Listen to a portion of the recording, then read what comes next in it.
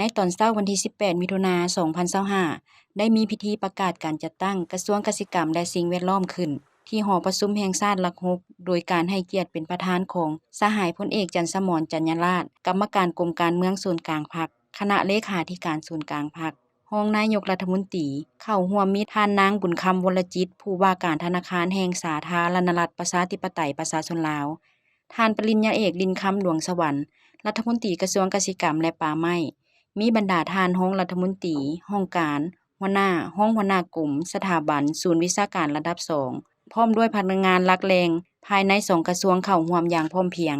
ในพิธีท่านปริญญาเอกลินคำหลวงสวรรค์รัฐมนตรีกระทรวงเกษตรกรรมและป่าไม้ได้ขึ้นรายงานสภาพรวมการจัดตั้งปฏิบัติเวียกงานปรับปรุงกงจักการจัดตั้งให้ฮู้ว่าโดยปฏิบัติตามมติของคณะบริหารงานศูนย์กลางพรรคว่าด้วยการปรับปรุงกงจักการจัดตั้งฉบับเลขที่ 03/คบสพลงวันที่ 12 มีนาคม 2025มติกองประชุมของสภาแห่งชาติว่าด้วยการรับรองการปรับปรุงการจัดตั้งของรัฐบาลฉบับเลขที่ 05/สพชลงวันที่ 20 มีนาคม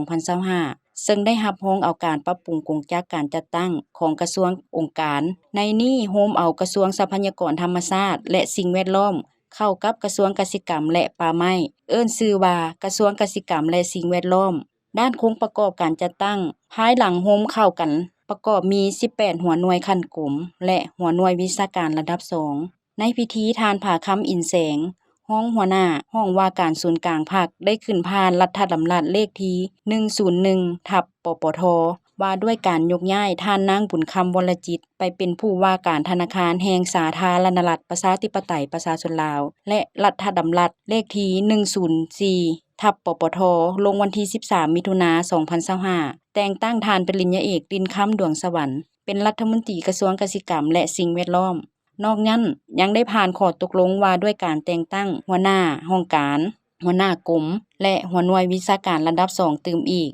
เพื่อเป็นแนวทางในการจัดตั้งปฏิบัติเวียกงานในตอนหน้าในตอนท้ายสหายพลเอกจันทร์สมร จัญญราษฎร์กรรมการกรมการเมืองส่วนกลางพรรคคณะเลขาธิการส่วนกลางพรรครองนายกรัฐมนตรีได้ให้เกียรติโอลมซึ่งทานสหายได้เน้นหนักคือภายหลังโฮมเข้ากันแล้วเสนอให้คณะพรรคคณะนำกระทรวงสืบต่อเสริมขยายบทบาทการชี้นำพาด้านเวียกงานการเมืองแนวคิดให้มีความหนักแน่นรักษาความสามัคคีแบบปึกแผ่นมีการมอบเวียกแบ่งงานให้แต่ละบุคคลรับผิดชอบอย่างชัดแจ้งยกสูงความเป็นเจ้าการในการจัดตั้งปฏิบัติบรรดานิติกรรมระเบียบหลักการที่เกี่ยวข้องของกระทรวงติดพันกับการยกสูงความรับผิดชอบด้านบุคลากรและการจัดตั้งแต่ละขั้นศูนย์กลางฮอดท้องถิ่นเอาใจใส่ติดตามกวดกาประเมินผลงานการจัดตั้งปฏิบัติเวียกงานในแต่ละระยะพร้อมนี้เสนอให้มีการถอดถอนบทเรียนซึ่งกันและกันเพื่อเฮ็ดให้การจัดตั้งปฏิบัติเวียกงานในตอนหน้ามีประสิทธิภาพประสิทธิผลและมีผลสำเร็จยิ่งใหญ่กว่าเก่า